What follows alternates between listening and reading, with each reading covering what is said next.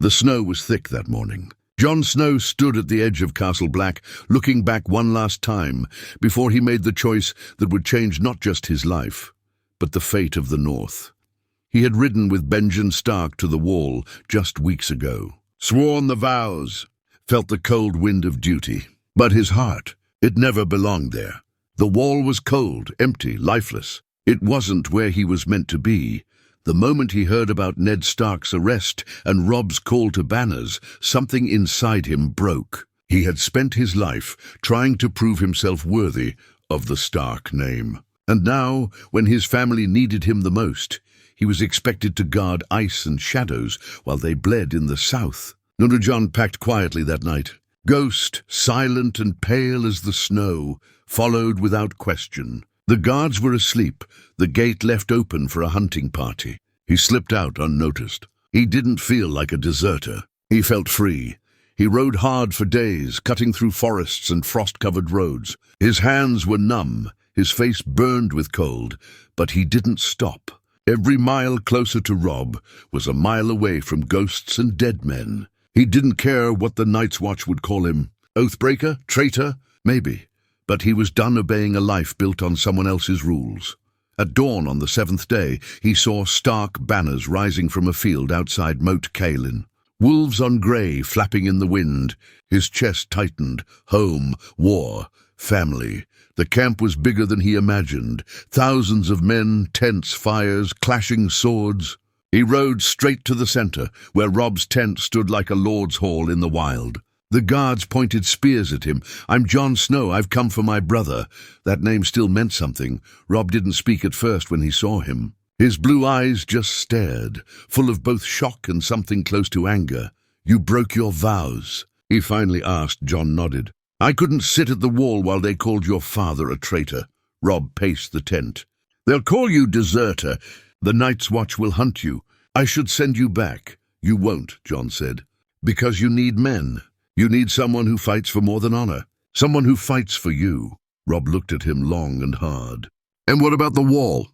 Jon stepped forward. "Let the dead have it." There was silence between them. Then Robb let out a breath and pulled Jon into a rough hug, something between brothers and soldiers. "Then you ride with me." That night, Jon sat with Robb's men around the fire, sharing meat and stories.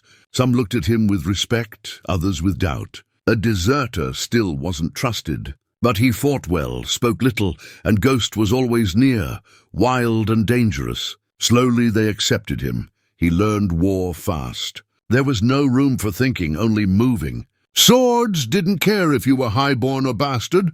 Jon bled like the rest, fought like the rest, and earned his place.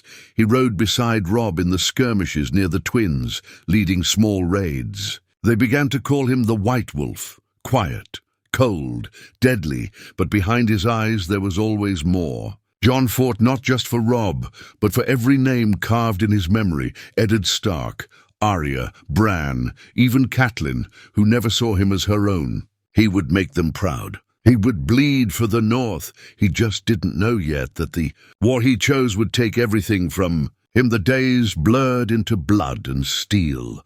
Jon Snow had become more than just a name whispered in tents, or cursed in old stories of oathbreakers. In Robb Stark's army, he was now a shadow beside the young wolf, a brother by blood, but more so now by blade.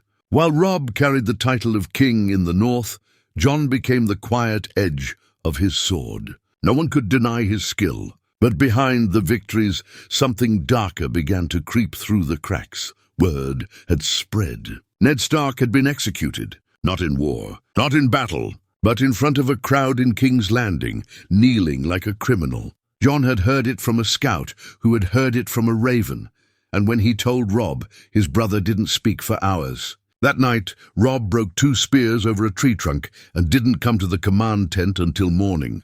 Jon had always imagined their father dying a warrior's death, sword in hand, surrounded by foes. Never this. Never with his head cut off like a thief. He didn't sleep that night. Ghost lay near the tent, pacing, growling low at every sound. Inside, Jon sat by the fire, his sword across his knees. Something inside him had changed. Grief turned into fury, and fury into purpose. By dawn, Robb had sent ravens to every northern house. "No more petitions," he said. "No more begging the South for honor. We will take it back in fire and blood." The war marched harder after that. They didn't just fight, they punished. Lannister supply lines were burned. Villages that supported the crown were stripped of their stores. And Jon, he became the leader of the night raids. The missions no one else wanted. The jobs that meant slipping through mud and blood in the dark, slitting throats before the enemy could even cry out. He never flinched. The soldiers whispered about him more now. Some feared him. The bastard wolf, they called him. The one who walks with shadows and a white demon at his side. But Jon didn't care what they said. Every time he closed his eyes, he saw his father kneeling. Every time he looked south, he imagined Cersei Lannister smiling as she watched the blade fall. He couldn't rest. Not until she bled too. But war doesn't move in straight lines. When they captured Jaime Lannister during a surprise ambush, Jon was the first to tie his hands. He held the Golden Lion's stare with a frozen calm that unnerved even the Kingslayer. "You must be the snow bastard," Jaime said, smirking through his bruised lip. "Do they call you my lord now that you play soldier?" Jon didn't answer. He just dragged him through the mud, back to camp. That night, Robb held council about Jaime. Cailin had arrived days earlier with news of Arya and Sansa still being held in King's Landing. She begged for a trade, Jaime for her daughters. Robb was torn. So was the camp, but Jon? "No," he said. "You kill him now." The tent fell silent. Even Cailin stared at him in shock. "You would throw away your sisters?" she asked coldly. "I would end the war," Jon said. "Every day we let him live, we give Cersei another reason to believe we're weak." Robb didn't speak. He looked at his mother, then his brother, and finally at the fire crackling between them. "He dies," Robb said softly. Tomorrow, the camp was divided after that. Some called it justice, others called it madness. But the message was clear. This was not the Old North anymore. This was the North reborn through war. Jon watched Jaime's head roll at dawn, his face expressionless. Ghost sat by his side, tail still, but that decision would cost them. Within a week, word came from King's Landing. Sansa had been forced to marry Tyrion Lannister. Arya had disappeared. And worse, Tywin Lannister was marching with fresh legions. The South was done playing games. Robb blamed himself. So did Cailin, but Jon, he blamed them for not being cruel enough. Late one night, as Jon sat sharpening Longclaw beneath the moonlight, Theon Greyjoy walked up to him. "You've changed," Theon said, pouring wine into a cracked cup. Jon didn't look up. "War changes everyone." "No," Theon said, sitting beside him. "Not like this. You're colder than the wall you abandoned." Jon looked at him for the first time, eyes dark as storm clouds. "I left the wall because I believed in something worth bleeding for. And now?" Jon didn't answer. He didn't need to. Theon saw it. This wasn't the Jon Snow who laughed at Winterfell.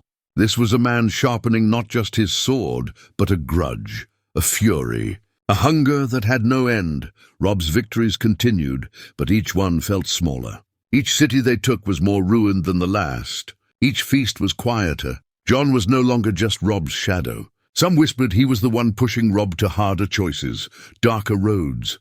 When they rode to Harrenhal, Jon led the vanguard. He cut down 5 men that day. One was only a boy, no older than Bran. He stared at the body longer than he should have. Ghost whined behind him, sensing something cold in the air. That night, Jon didn't sleep. He didn't sharpen his sword. He just sat there, staring into the dark, and asked himself quietly, "What am I becoming?" The war had begun with honor, with banners, with songs. Now it was fire, smoke, ashes, and Jon Snow, the bastard who refused the wall, was no longer fighting for justice. He was hunting it. He was hunting it. The silence in Harrenhal was the kind that crawled into your bones. Its blackened walls stood like the ribs of a long-dead beast, twisted by dragonfire and stained with blood. Crows circled above, screaming into the smoke-stained sky. Robb had taken it after a brief siege, but what they found inside haunted even the hardest men. Empty halls, Butchered servants and iron cages filled with bones. Jon walked through the ruins, his hand resting on the hilt of Longclaw. Ghost followed, ears twitching, growling low at every shadow. The stench of rot and old fear was thick. They fled before we arrived, Lord Bolton said behind him, his voice flat as ever. Or they died here, waiting. Jon glanced at the man. There was something about Rose Bolton that never sat right with him. Too quiet, too cold. Like a man who enjoyed the silence a little too much. Jon nodded, but said nothing. He was here for something else. In the great hall, Robb stood over a long table, maps spread before him, candles flickering low. Cailin sat nearby, her eyes tired, her hair streaked with silver that hadn't been there months ago. They looked up when Jon entered. Robb gave a small nod. We hold the Riverlands. The West is bleeding, but now Tywin marches with half the Crown's power. If he crosses the Trident before we reach River Run, he won't, Jon said, stepping forward. We'll strike him before he can regroup, Robb leaned back. And if he wants us to strike? What if it's a trap? Jon didn't hesitate. Then we kill him in it, Cailin stood. You talk like you've already made peace with your death. Jon turned to her slowly. I made peace with it the day they took our father's head. There was a long pause, the kind that made firewood crack louder than it should. Cailin stared at him, her mouth twitching, as if to say something about duty or loyalty, or maybe even forgiveness. But it never came. She just turned and left. Later that night, Jon sat alone near the edge of camp, away from the music and the drunken laughter. He watched the stars, quiet, steady things that didn't change. Ghost lay curled beside him, breathing slow. Like a white flame, a rustle of steps behind him made Jon reach for his sword, but the voice that followed stopped him. You think you're the only one with pain, bastard. Theon Greyjoy stepped into the light, a wineskin swinging in his hand, half empty. Jon didn't answer. Theon sat down beside him anyway. You wear it like armor, but you're still just a boy with a broken heart. Jon stared ahead. Go back to the fire, Theon? Theon smirked. You ever wonder what all this is for? Burning the Riverlands, killing Lannisters, losing brothers by the dozen. And for what? A crown of bones? Jon finally looked at him. This is for Winterfell. Theon's smile faded. His eyes grew distant. Then why does it feel like we'll never go back? Jon didn't have an answer. Maybe it was because something inside him already knew. 2 days later, a raven arrived with black wings and darker words. Winterfell had fallen, not to the Lannisters, not to the south, but to the Greyjoys. Jon stood frozen, the letter crumpling in his hand. Robb had shouted, thrown a goblet against the wall. Cailin screamed, but Jon, he just stared at the ink. Theon's name was there, written with pride. The rightful prince of the Iron Islands has claimed Winterfell in the name of the drowned god. Robb turned to Jon. Did you know? Jon shook his head, voice hollow. He never said a word. You trusted him. I trusted him to be a fool. I didn't know he'd be a traitor. Robb stormed out, leaving Jon alone with the letter in his fist and fire behind his eyes. That night, Jon found Theon outside the camp, drunk, leaning over a stream. His back was turned. Ghost stood beside Jon, growling low. Theon turned slowly. Come to kill me, Snow? Jon stepped closer, face cold. Give me one reason not to. I thought I'd be a king. Theon chuckled bitterly. You ever want something so badly you'd spit on every oath you ever swore? Jon's grip on Longclaw tightened. You were a brother to us, Theon nodded, and yet still a hostage. Still a Greyjoy with no place among wolves. You could have asked for a place, Jon growled. I wanted a home. Jon, not scraps. Silence passed between them like smoke. Jon stepped forward until they were face to face. Winterfell burns because of you, and so do the ships of the south because of you, Theon whispered. We're not so different. Jon punched him hard. Theon collapsed, spitting blood. Ghost stood over him, eyes glowing red. Run, Jon said, voice shaking with rage. Run far, and never let me see your face again. Theon didn't answer. He just crawled to his feet and disappeared into the dark. Jon didn't watch him go. Back in the command tent, Jon found Robb alone, the fire casting shadows across his face. Are we still winning? Jon asked. Robb didn't look up. We win battles. But we're losing everything else. Jon nodded. Then let's stop playing games. Robb looked up now, his eyes tired but clear. What do you mean? We don't just fight Tywin, we end him. We draw him out. Use Harrenhal's ruin to our advantage. Burn the supply lines behind him. Cut off his retreat. You'd lead it? Jon nodded. Robb studied him, and for the first time Jon saw something shift behind his brother's eyes. Not just trust, not just blood. Fear. You've changed, Robb whispered. Jon gave a half smile. So have you. Outside, Ghost howled. The storm was coming, and Jon Snow was done waiting. The rain fell like knives the night Tywin Lannister marched into the Riverlands. Mud swallowed boots. Horses slipped, but the lion banners kept moving, proud and golden, shining against the gloom like false hope. Jon Snow watched from the edge of the woods, cloaked in darkness, soaked to the bone. Behind him, 100 riders waited, northern men, grim-faced, covered in ash and silence. Ghost stood still beside him, eyes glowing faint red in the mist. The trap was set. They had baited Tywin perfectly, cutting his supplies, burning bridges behind him, slaughtering small scouting parties, and leaving them gutted in the open. He had no choice but to move fast, to press forward into the heart of the Riverlands, where Harrenhal loomed like a ruined crown. But Harrenhal was empty. Robb had already pulled back north, just as planned, leaving behind only ashes, poisoned wells, and Jon Snow. He whispered the signal, a low whistle barely louder than the wind. The riders behind him moved like shadows, circling east. Their job was to cut Tywin's line when the time came. Jon would strike first, hard, fast, brutal. He didn't pray. He didn't think. He just mounted his horse, Longclaw heavy at his side, and rode straight into the storm. The Lannister vanguard never saw him coming. Jon crashed through their ranks like winter itself, his sword flashing silver, Ghost tearing through throats in the mud. The enemy scattered in confusion, believing they were under full assault. They screamed for banners, for torches, for order, but Jon gave them none, only death. Steel met steel. Blood sprayed across the rain. A knight swung at Jon's chest, but he ducked low, cut clean through the man's leg and left him screaming in the dirt. Another came from behind, but Ghost leapt first, slamming into him and dragging him down into the mud.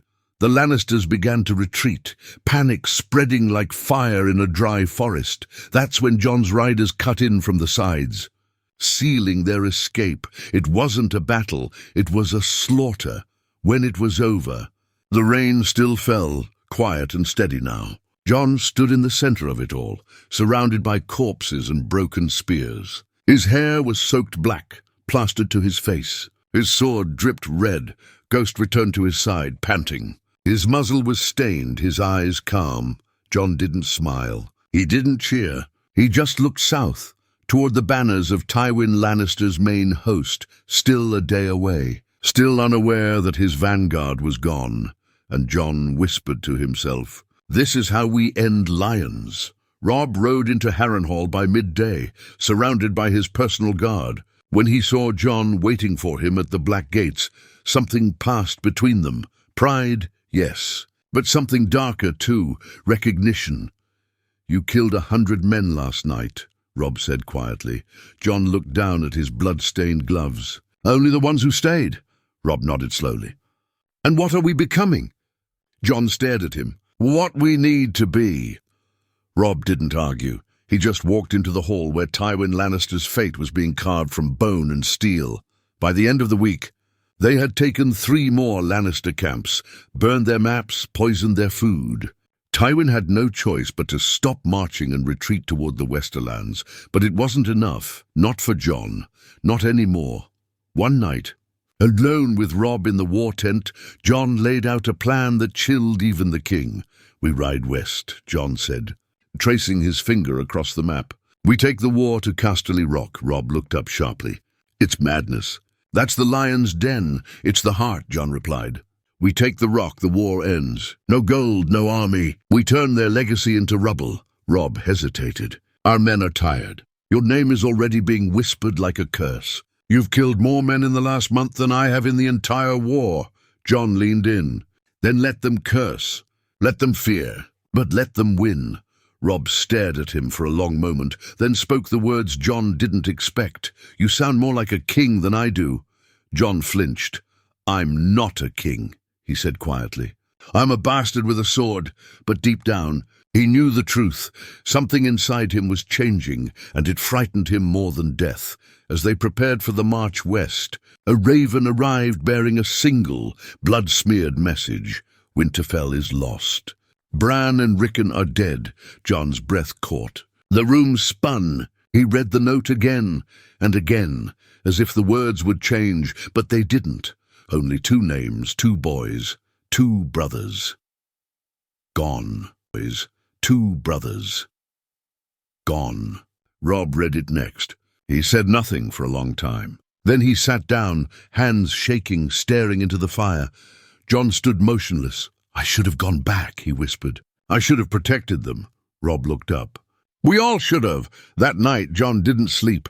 He walked the camp in silence, passing rows of men who had given everything to the Starks. He passed tents where songs once played. Now only whispers remained, and Ghost, ever faithful, followed. Something had broken, not just in Jon, but in the North itself, and whatever came next. It wouldn't be justice, it would be vengeance.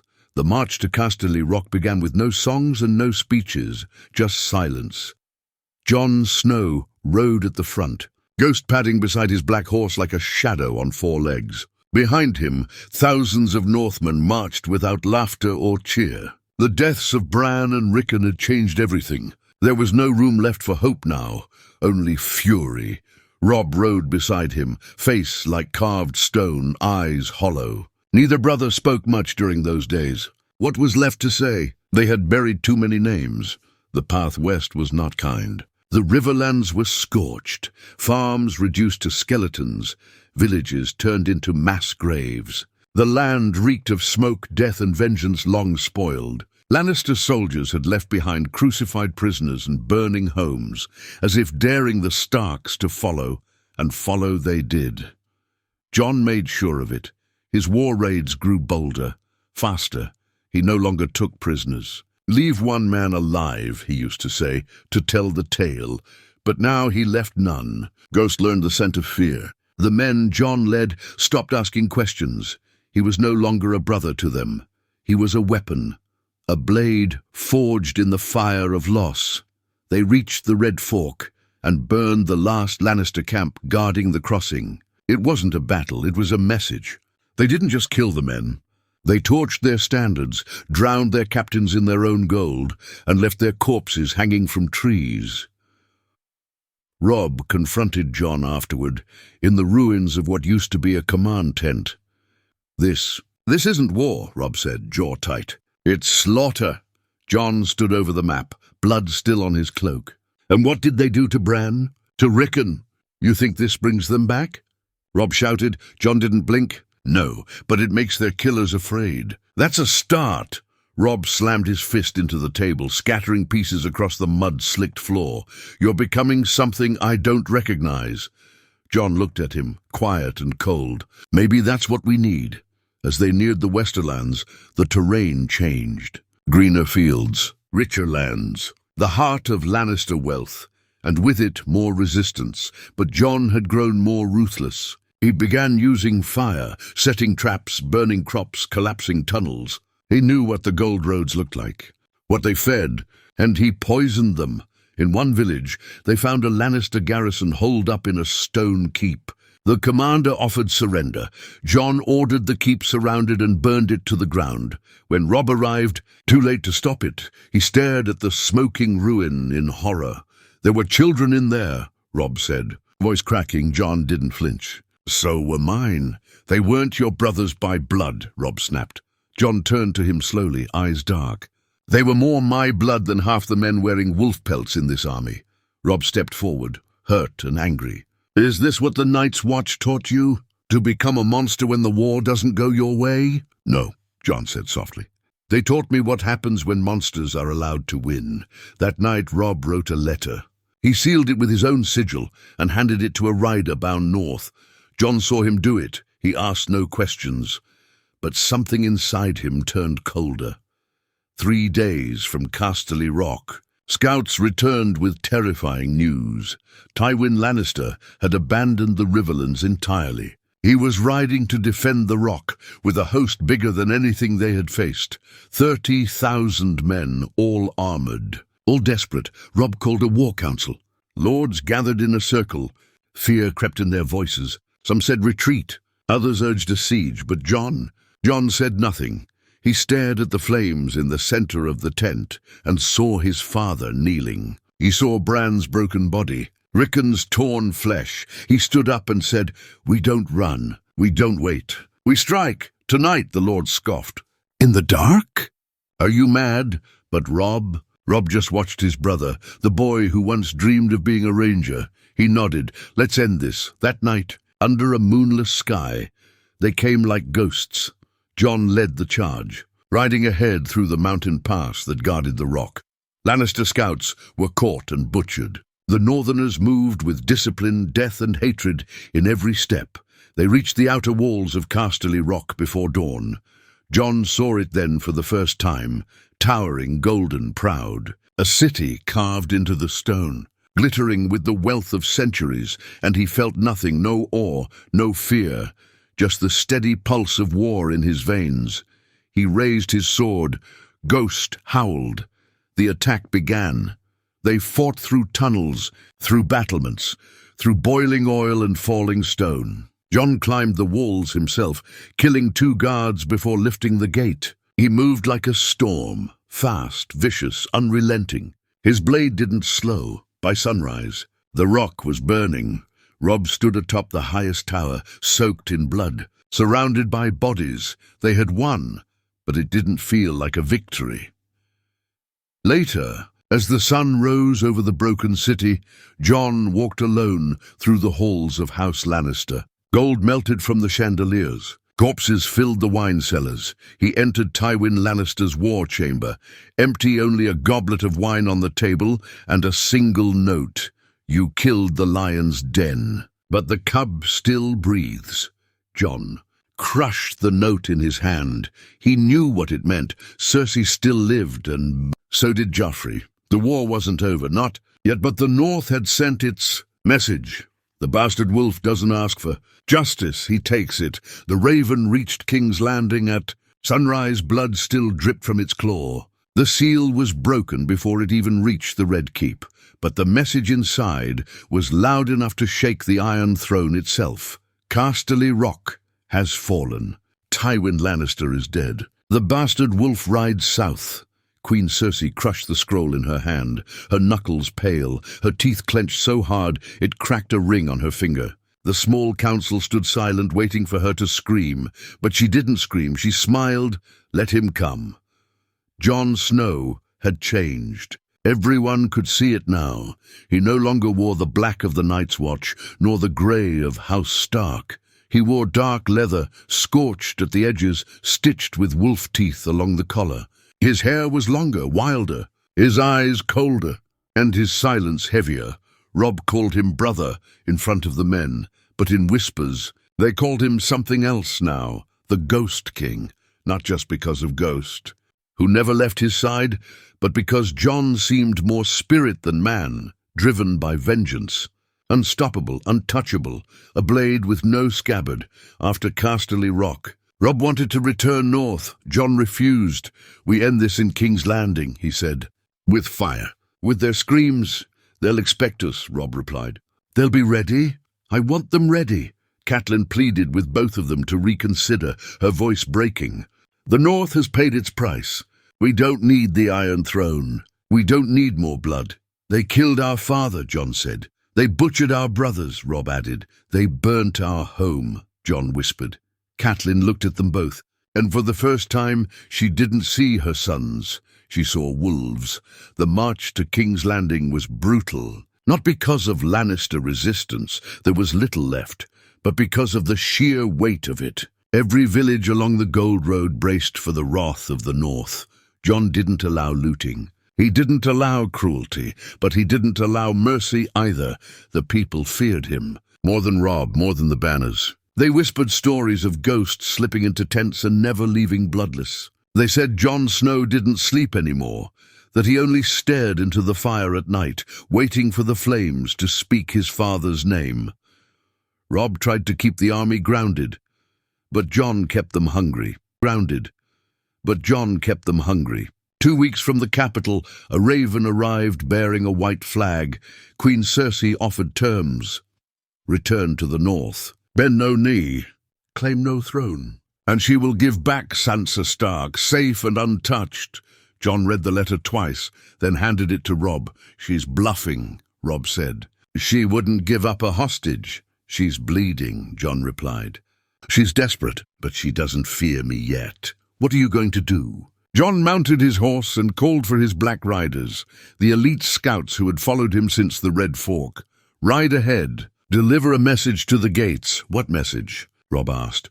Jon's voice was calm. Tell the Queen I'm not here for her crown. I'm here for her son's head. The gates of King's Landing shut tighter than a coffin lid. The city braced for siege. Wildfire stores were moved. Archers lined the walls. Mercenaries flooded in from the free cities. Sellswords who fought for coin, not cause. Inside the Red Keep, Cersei sat on her wine-soaked throne and stared at her son, King Joffrey, who trembled more with each day that passed. He screamed at her. He ordered his Kingsguard to ride out and kill that bastard Snow. He demanded the heads of every northerner within the walls. And Cersei, she just watched him. He's coming for you, she said. And I think I might let him. Joffrey's mouth twisted in fear and rage. You would betray your own blood. Cersei took a long drink. You stopped being my son the day you smiled at Ned Stark's death. The siege began at dawn, not with fire, not with horns, but with silence, Jon. Snow stood before the gates with Ghost and 1,000 men behind him. He didn't shout, he didn't threaten, he simply waited, and then the gates opened. One man walked out, Tyrion Lannister, unarmed, unafraid. He met Jon halfway. I told them you'd come, Tyrion said. Though I hoped you wouldn't. Jon stared at him, unreadable. Where is she? Tyrion hesitated. Sansa is alive. I protected her when I could. But she is not free. And Joffrey has grown worse. Then you know why I'm here, Tyrion nodded. But King's Landing isn't Casterly Rock. You burn this city, you'll become what they say you are. Jon stepped forward. This city burned my father alive in front of his children, burned my brother's body without burial, and crowned a boy who kills for fun. I don't need to become a monster. I'm here to end them, Tyrion sighed. Then let me help you. Jon tilted his head. Why would you help me? Tyrion gave a bitter smile. Because I'm tired of watching good men die for bad kings. That night, the gates of King's Landing opened from the inside. Jon's men flooded the city, not with chaos, but with purpose. Tyrion had disabled key defenses, bought out the sellswords, and neutralized the wildfire. There was no grand battle, there was no siege, there was only judgment. Robb took the throne room with 1,000 men. Jon took the Red Keep. Alone, he climbed the same steps where his father had been condemned. Ghost padded silently behind him. Every guard who stood in his way fell without a word. He kicked open the doors to the royal chamber and found Joffrey cowering behind a line of gold-cloaked guards. They charged. They died. Joffrey screamed, sobbing, falling to his knees. Please, please don't. I'm the king. Jon stood over him, Longclaw gleaming. You killed my father. I was just a boy. You're still a boy, Jon said. Then he drove the blade through Joffrey's heart, and the bastard wolf finally howled. The Iron Throne stood empty, its black steel blades twisted skyward like the frozen breath of a dragon. Blood still stained the steps leading to it. Joffrey's blood. The gold of his crown lay cracked at the foot of the throne, stepped on during the chaos. Forgotten, Jon Snow stood before it, chest heaving, sword dripping. The Red Keep was silent. No more screaming, no more guards, no more Lannister banners, just Jon Ghost, and the sound of rain beginning to fall outside. He didn't move to sit on it. He didn't even look at it for long. The throne had taken too much already. Down below, The people of King's Landing began crawling out of hiding. First the poor, the broken. Then the merchants, then the nobles, pale and trembling, unsure of which name to speak. Stark was whispered with both, reverence and fear, but it wasn't Robb Stark, whose name made children hide and mothers weep. It was Jon Snow, the Ghost King, the bastard. Wolf, the slayer of lions. They said he didn't blink when he killed Joffrey. They said Ghost licked the king's blood from the floor. They said Jon spoke to no one afterward, and all of it was true. Robb entered the throne room 3 hours later, still covered in grime and blood from securing the city. He looked at the body of Joffrey, already cooling, then at Jon. Jon finally spoke. "It's done." Robb didn't look satisfied. "Is it?" Jon walked past him without another word, his sword still in hand. That night, the Northmen held no feast. There was no joy in victory anymore. Only exhaustion. The city had fallen quickly, yes, but so had the weight of everything they'd lost. Jon walked the halls of the Red Keep like a ghost. He found Arya's old bedchamber, Bran's favorite window, Rickon's wooden practice sword, snapped in half, still resting against a wall. The South had taken all of them, and now he had taken it back, but it hadn't brought peace. Sansa was found in the Tower of the Hand, alive, thin, pale, but alive. When she saw Jon, she didn't cry, didn't speak. She simply walked into his arms, rested her forehead against his chest, and whispered, "I thought I'd never see a Stark again." "You still might not," Jon said quietly. "I'm not sure what I am anymore." "You're what's left," Sansa replied. "And that has to be enough." The small council reformed 3 days later. What was left of it? Tyrion sat at the table, no longer the Hand, but still the only one brave enough to speak plainly. "You killed the king," he said, sipping wine. "Half the realm wants your head. The other half wants your crown." "I want neither," Jon replied. "You don't get to choose anymore," Tyrion said. "You won. That's the price." Robb sat beside them, his fingers laced together. He looked tired, thinner, older. "The lords will ask for a king," he said. "And they'll ask for you." Jon turned to him, surprised. "You are the king in the north." "I was," Robb said, looking away. "But you're the one they follow now. You took Casterly Rock, you broke the south. You ended the war, not with banners, not with titles, with blood." Jon said nothing. Tyrion watched him carefully. "And what would you do?" Tyrion asked softly, "if the throne was yours?" Jon stared into the fire for a long moment, then spoke. "I'd melt it." 2 nights later, a raven arrived. Not from the north, not from the south. From Dragonstone, Daenerys Targaryen. She had crossed the sea, 3 dragons, an army of Unsullied and Dothraki, and a single message, written in High Valyrian and the common tongue. "The throne is not yours to take. I'm fire, I'm blood. Bend the knee or burn." Jon read the letter aloud in the war council. Every face in the room shifted. Tyrion drained his cup. "And here I thought the lion was the final monster. But the dragon always comes last." Robb stood slowly. "Do we fight her?" "She's coming," Jon said. "Whether we fight or not." "And you?" Robb asked. Jon looked out the window toward the sea. "I want peace," he said, "but I'll take war." That night, Jon stood atop the walls of the Red Keep, staring at the stars. Ghost was beside him. Sansa approached quietly, wrapping a cloak around his shoulders. "You'll catch a cold, standing like this." Jon didn't move. "I don't feel the cold anymore." She watched him. "You can't do this forever, Jon." "I'm not trying to." "Then what are you doing?" He looked down at his hands, at the faint blood still caught under his fingernails. "Trying to become someone my father would have been proud of." Sansa reached out and touched his arm. "You already are." Jon closed his eyes, and for the first time in a long time, he almost believed her. But the peace was brief. The dragons came at dawn. 3 shadows split the sky over Blackwater Bay. Screams rose across the city. Bells rang in terror. Soldiers scrambled, archers fired. Fire consumed the skies. Daenerys Targaryen had arrived, and she wasn't here to parley. She was here to claim what she believed was hers. By flame, by fury, by fire, fury, by fire.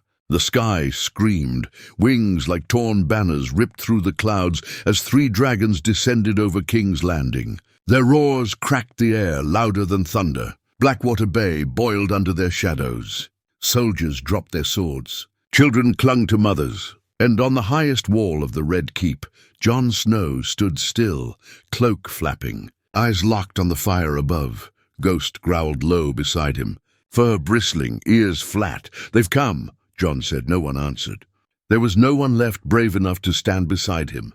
The men who had followed him into the fire at Casterly Rock now hid behind stone and steel. They had fought lions, but this was something older, something primal.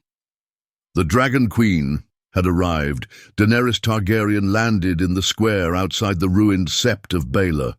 Her dragons circled once overhead, then perched along the broken towers of the city. Rhaegal Viserion and the great black beast, Drogon, watched the city like judges from some ancient god's court. Her army poured in behind her, unsullied, Dothraki, war drums. She stood tall in black and red, her silver hair braided in flame-like coils. Fire still danced along her shoulders from where Drogon had exhaled just moments earlier. She didn't look angry. She looked inevitable. Jon rode out to meet her alone. Robb had begged him not to. Tyrion had warned him. Sansa had cried. But Jon knew something they didn't. This was not a battle to be won with swords. It was a reckoning. They met in the middle of the city, ash still drifting like snow between them. Daenerys stood with her dragons looming behind her. Jon walked with Ghost at his side, calm and silent. "You came to take a throne," Daenerys said, voice echoing through the ruins. "No," Jon replied. "I came to end a war." "You started another," she snapped. "You killed the king." "I killed a butcher." "You burned my house." "You burned mine first." Silence. The city watched from broken windows, nobles, peasants, soldiers from both sides, and above. The dragons waited, sensing blood. "You are not a king," Daenerys said, stepping forward. "You are a shadow, a bastard of the north. You rule with fear, with fire. That throne belongs to me." Jon met her gaze, unflinching. "Then take it." He turned and pointed to the Iron Throne still standing behind her, twisted and black, like the war that had shaped it. "No one is stopping you," Daenerys hesitated. "I'm not here to kneel," Jon said. "But I'm not here to steal either. The realm needs something else, not a ruler." He stepped closer. "A reckoning!" Drogon snarled. Daenerys raised her hand but didn't give the order. "You think yourself a god?" she asked. Jon shook his head. "No, just a man who's bled enough to know power only makes more bleeding." He looked past her to the throne. "I don't want it. Burn it if you have to. Melt every sword. But stop making graves to build crowns." And for a long moment, she listened. Something in her eyes, recognition, pain, doubt, flashed like a dying star. She looked to the throne, then to her dragons, and for the first time since she crossed the sea, she hesitated. But fate doesn't wait. A crossbow fired from the shadows, a streak of gold, and Viserion, her dragon, screamed and fell. The bolt struck true, deep in the chest, Daenerys screamed. Drogon roared so loud it shattered windows. Rhaegal lifted into the air, flames bursting from his throat. Jon turned toward the alley. A Lannister, one of the last. A coward, a fool, but the damage was done. Flames fell from the sky. Drogon unleashed hell. Buildings turned to ash. Streets split in fire. The city panicked again. And Jon watched it all, horror swelling in his chest. "No, stop!" Daenerys fell to her knees beside her dying dragon. She screamed orders, but the Dothraki were already riding. The Unsullied were already cutting down panicked crowds. Rhaegal dove through towers, incinerating everything in sight. The Mad King's daughter had finally been broken, and Jon Snow knew he had to break her too. He found her later in the Red Keep. She stood before the Iron Throne, covered in blood and ash, tears streaking her face. "You could have stopped it," she whispered. "I tried," Jon replied. Sword in hand, she turned to him. "I loved this world. I wanted to save it. You wanted to own it." "No," she said, stepping forward. "I wanted it to love me back, and when it didn't." He raised his blade. Tears streamed down her face. "You're no better than me." I hope not. And with a single thrust he ended it. Drogon's roar split the heavens. He came crashing through the ruins, landing beside Daenerys's body. He growled at Jon, eyes burning with hatred and grief, but he didn't kill him. He looked at the throne, and with a single blast of fire, he melted it into nothing. Then wings spread. The dragon lifted Daenerys's body in his claws and vanished into the clouds. The war was over, the throne was gone, and Jon Snow stood in the ruins of King's. Weeks passed. King's Landing was silent again, not from fear, but from rebuilding. Robb returned north, broken but still king in the north. Tyrion vanished across the sea. Sansa took control of Winterfell, strong and unyielding. And Jon refused titles. He refused gold. He refused crowns. He left, with his sword, and a heart full of ghosts. They said he rode north of the wall. They said he sought no one, and answered to nothing. But every now and then, in frozen wilds beyond men's maps, a shadow is seen walking beside a white wolf. A shadow with Stark blood. A ghost with a sword. A man who burned the throne, so no one else ever would.